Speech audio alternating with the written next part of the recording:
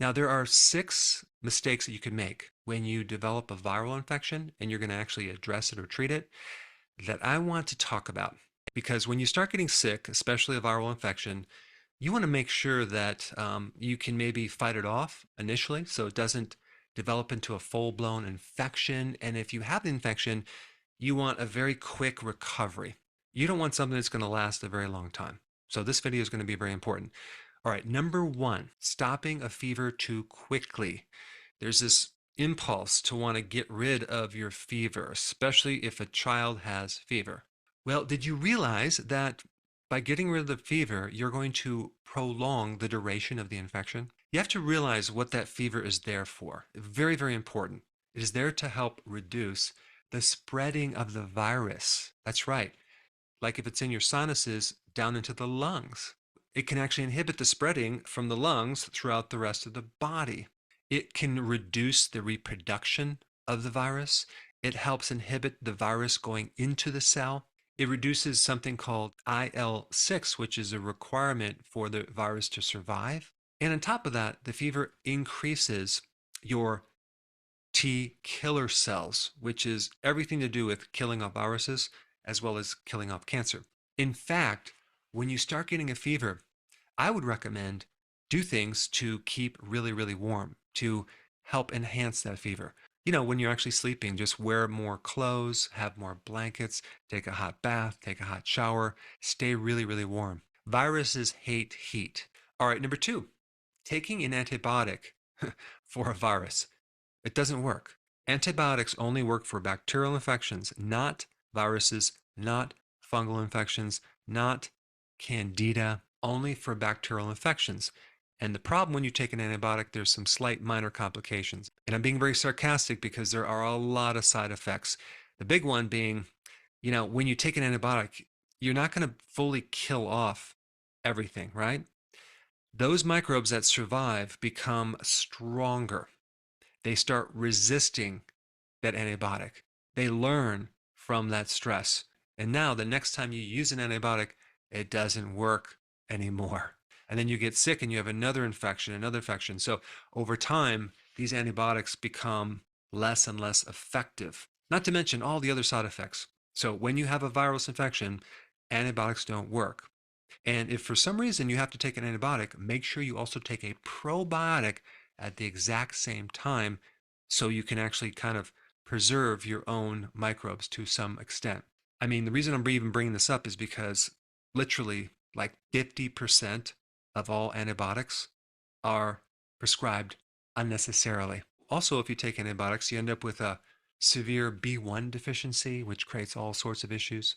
Now, the next one is just a kind of concept of avoiding over sanitation. And this has to do with something called the hygiene hypothesis, mainly for kids that are living in a very super clean environment. They tend to get more allergies. They tend to get sick more often simply because they don't develop an immune system. You have to realize that, especially early on when you get an infection as a child, that's the training of your immune system. So sometimes we have this obsession to keep everything so sterile and clean and sanitized. Well, that can inhibit your immune system as well, especially if you are sanitizing your hands or your skin. You actually are wiping off all the good bacteria that live on your skin as well. I mean, this also can relate to facial cleansing creams and scrubs and all this work to kind of clean your skin, whether you have acne or whatever. You're just stripping off all these friendly bacteria and you end up with rashes on your skin, and the skin is not as healthy. All right, number 4, detoxifying when you run down or you're getting sick. You don't want to do a detox. You don't want to take things that detoxify you because that's going to weaken your system. You're going to actually probably even get sick just from that.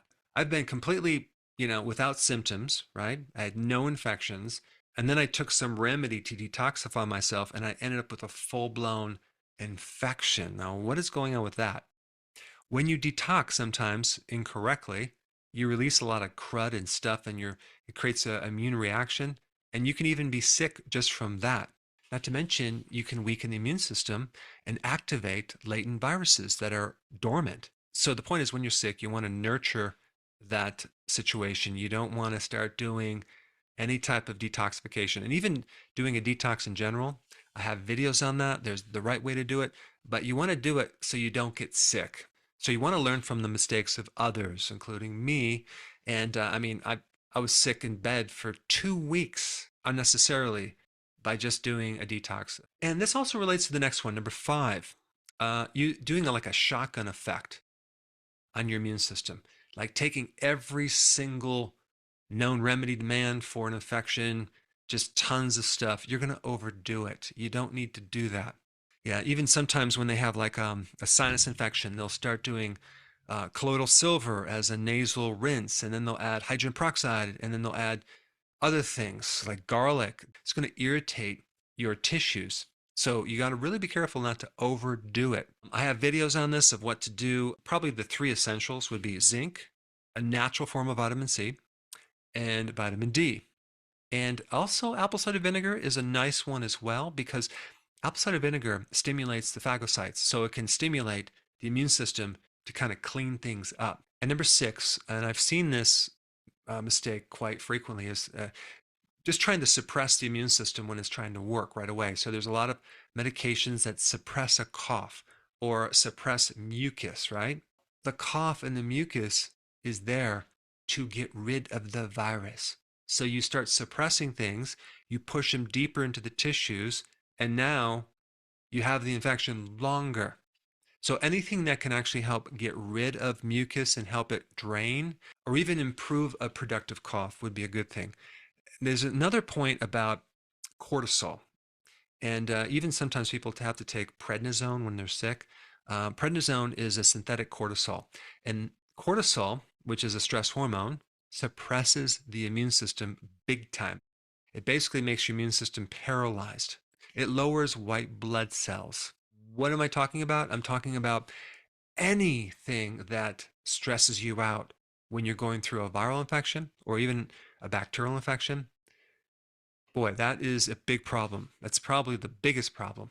In fact, there probably wasn't a time that you got sick that you didn't have some stress event that occurred just before that. So it's very, very important to keep your stress to a minimum, get plenty of rest, take hot baths, nurture your body. But I just wanted to create this video to increase your awareness on these key factors. Now, there's a lot of other things that you need to know about the immune system. And if you haven't seen this very important immune video, I put it up right here. Check it out.